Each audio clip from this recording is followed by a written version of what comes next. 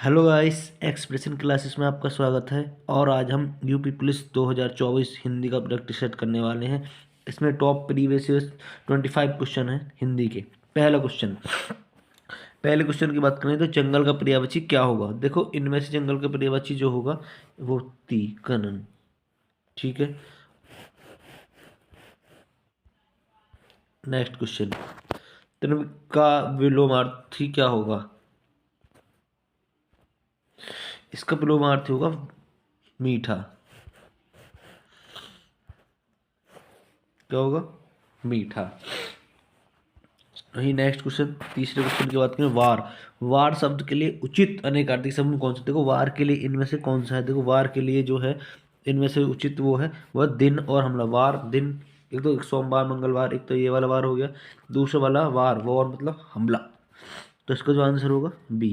क्या होगा? हमला। नेक्स्ट क्वेश्चन, उसके बाद जो अगला जो क्वेश्चन है उसका है, जो उत्तर ना दे सके। जो उत्तर ना दे सके अनेक शब्दों के लिए एक शब्द, उसका क्या होता है? निरुत्तर। Option number B.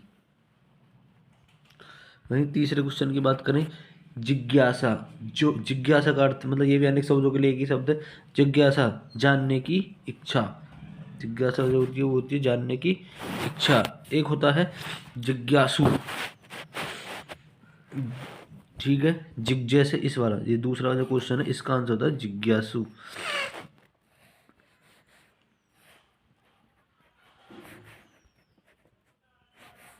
जो होता है ये वाला। ठीक।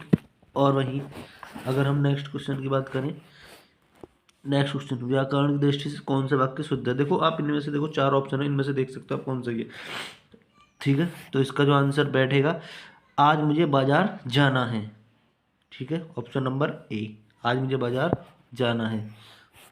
वहीं भील, एक भील का स्त्रीलिंग बताना है। भील का स्त्रीलिंग इनमें से क्या होगा? भालू, भीलनी।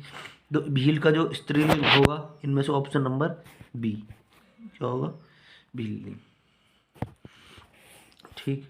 और अगर यही इनमें से कौन सा पुल्लिंग नहीं है, इन सब में से एक पुल्लिंग नहीं है, तो देखो मेरे हिसाब से जो इसमें आंसर है वो है नागरिकता। नागरिकता, अगर आप एक इसको तोड़ के देखें तो ये होता है कि नागरिकता मिल गई। मिल गई मतलब इसमें वॉइस जो आ रहा है वो लड़की का आ रहा है। ठीक है। नेक्स्ट क्वेश्चन की बात करें तो इसमें सदा बहुवचन रहने वाला मतलब सदा प्लूरल, मतलब एक होता है सिंगुलर और प्लूरल। ठीक है। सदा बहुवचन रहने वाला, तो इसमें जो आंसर हुआ है हस्ताक्षर।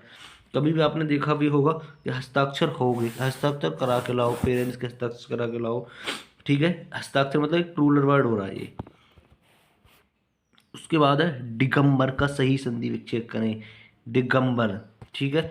दिगंबर का जो सही विच्छेद है वह है ऑप्शन नंबर डी, डिक प्लस अंबर। ठीक है। डिक प्लस अंबर, ये होगा दिगंबर। ठीक। वही नेक्स्ट क्वेश्चन को है, निशाचर। निशाचर में कौन सा समास है। ठीक है। निशाचर, निशाचर में है बहुब्रीहि। निशाचर में कौन सा समास है? निशाचर में है बहुब्रीहि समास। निशाचर। ठीक है। बहुब्रीहि समास इसमें निशाचर में। नेक्स्ट क्वेश्चन, तत्सम नहीं है, इनमें से कौन सा तत्सम नहीं है।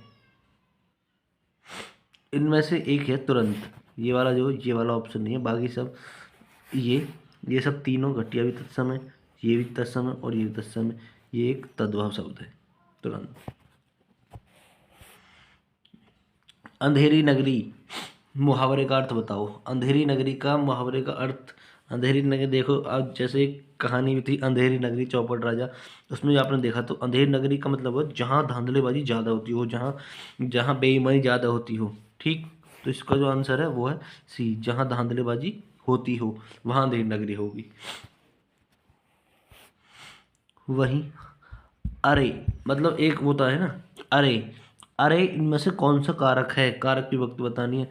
देखो, अगर हम इनमें से बात करें तो पहला होता है अपादान। अपादान का अगर का मतलब होता है बिछड़ना, जहाँ एक दूसरे से बिछड़ने की बात हो, जैसे पेड़ से पत्ते गिरते हैं, वहाँ है अपादान कारक। संबंध में एक बार संबंध। ठीक है। संबोधन, कर्म, कर्ता ने कर्म को, तो कर्म तो ये हो गया। ठीक। इसका जो आंसर है इसका आंसर है बी, क्या है, संबोधन। अरे ठीक, वही नेक्स्ट क्वेश्चन की बात करें। ठीक है, इनमें से कौन सा भूतकाल है? तो भूतकाल, काल तो आपने पढ़े होंगे, भूतकाल ये हिंदी ग्रामर में 6 प्रकार के होते हैं भूतकाल। ठीक, भूतकाल है ये, मैंने आज खाना खाया, इसका जो आंसर है ये है, मैंने आज खाना खाया। ये नेक्स्ट क्वेश्चन की बात करें तो देखिए इसमें कौन सा समास है? देखिए, सुदामा की दीन दशा करुणा करके करुण निधि रोए, मतलब इसमें कौन सा, मतलब एक बात बताओ कि एक रोने की वो आ रही है, करुण रस, बिछड़ने की, जहाँ बिछड़ने की बात करें कौन सा रस है? करुण रस। कौन सा रस बैठेगा यहाँ पर? जो है करुण रस। ठीक, और अगर इनकी बात करें कि करुण रस, इनके देखो ये भी आ सकता है, एक होता है स्थायी भाव। ठीक है, तो करुण रस का जो स्थायी भाव होगा, करुण रस का स्थायी भाव होता है शोक। क्या होता है? शोक। शांत रस, शांत रस का जो स्थायी भाव होता है वो होता है निर्वेद। आप इसे नोट करते रहने संग के संग। शांत रस का निर्वेद का होता है निर्वेद। वीर रस का तो आप जानते हो, वीर रस का तो स्थायी भाव उत्साह।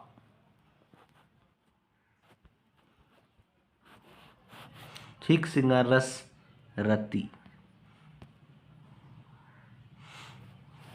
ठीक, नेक्स्ट क्वेश्चन। मुख होय वाचाल पंकुज विग्रभर वाहन, जाहू कृपा सोय दयाद्र सकल कमल दहन। किस छंद, मतलब ये किस छंद में है? ये कौन सा छंद है?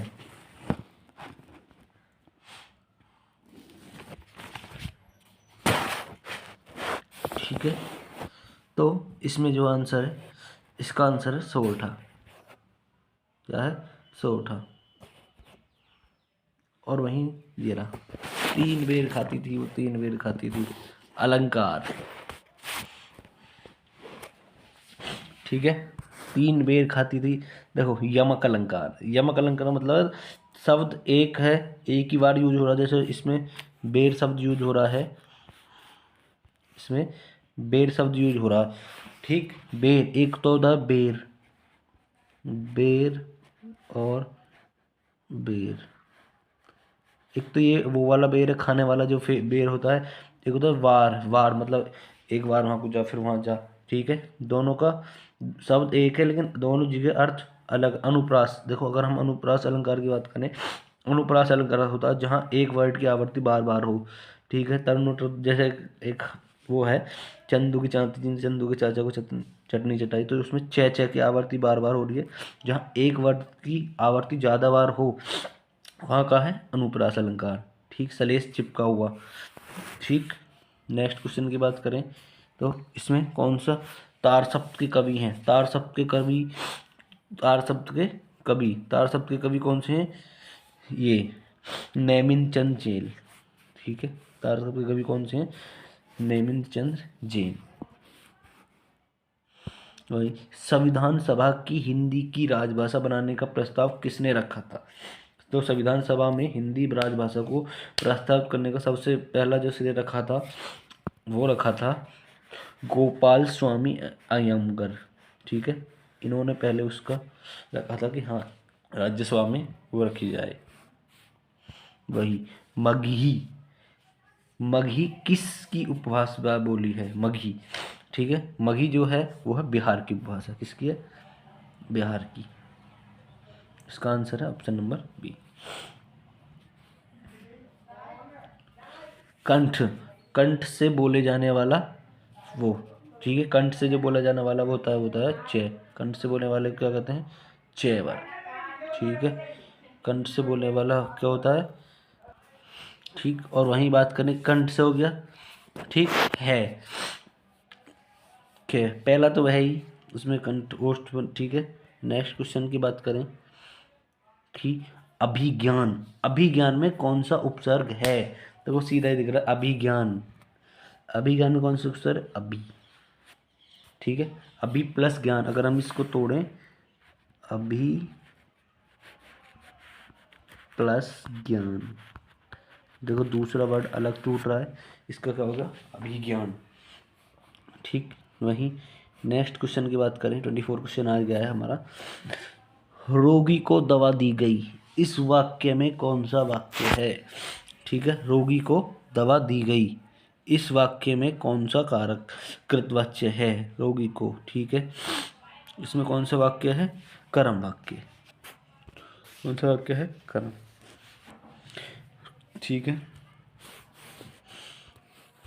नेक्स्ट क्वेश्चन जो हमारा आज का लास्ट क्वेश्चन है, वह मेघा को पुस्तक देती है, इस वाक्य में कौन सी क्रिया है? देखो क्रिया अकर्मक और सकर्मक, द्विकर्मक, ठीक है। वह मेघा को पुस्तक देती है, इसमें दो, जहाँ दो ऑब्जेक्ट मतलब दो दो कर्म आ जाएं, वहाँ पे देखो मेघा, एक तो मेघा होगी, ठीक है, मेघा के बाद एक पुस्तक होगी, ठीक है, दोनों, तो इसमें कौन सा होगा? द्विकर्मक कारक।